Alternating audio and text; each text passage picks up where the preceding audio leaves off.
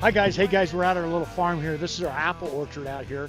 These apples are a Ben Davis variety, and they are a very older type tree. You can take a look at these trees right now. We just harvested this tree.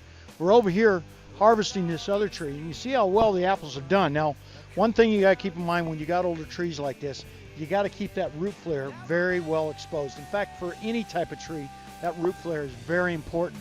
So let's go over here, let's take a look. They're coming down off of here, and you can see all the apples that are up in this tree. These trees are about, almost 100 years old. One thing that happened to these trees is you see a lot of woodpecker damage. You can see this going across the tree itself. This is an indication of stress too. And this is a tree that's a perfect situation for where we need to actually expose that root flare down below. This winter, we're going to go ahead and core aerate these trees at the drip line of these trees, along with, well, fertilizing. This is all real important. But take a look, they got the pickers right over here, and the apples are raining down.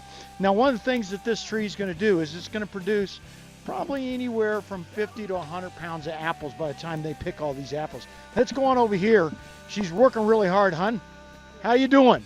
I need a hard hat. You need a hard hat, I know. And you take a look at the apples right here. They're going in the buckets right now, and these buckets will probably be at least 10 to 20 of these buckets that come off of one tree. But one thing we're going to do with this, we make a lot of applesauce out of this, and of course some apple butter, and we dry out those apples.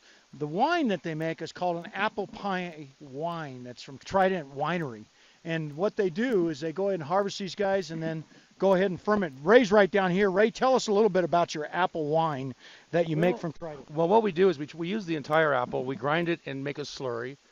And there's not enough natural sugar in these apples to make very much alcohol at all from a fermentation standpoint. So we add a special sugar that we make.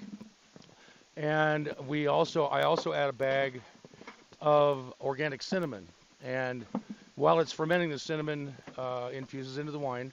And when it gets to a point where I think the taste is right, I pull the cinnamon out, and it makes a wonderful natural apple wine. Now, how much apple wine are you going to be able to make out of all these trees, you think? Well, it takes somewhere between 3 and 4 pounds of apples to make a gallon of wine.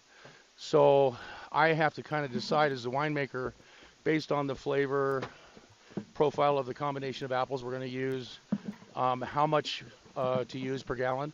And that's just kind of a judgment call. Okay, so there you go, folks. You got to watch out, Ray. You might get hit with some apples. So it's something I don't use. Okay, so there you go, folks. Lots of things we made out of these apples. We're going to go ahead and continue the harvest. And if you're interested in his winery, it's called Trident Winery. It's up in Pine, Arizona. And I'll tell you what, if you want one of the best tasting wines, a dessert wine, it is called Apple Pie Wine, and it is delicious.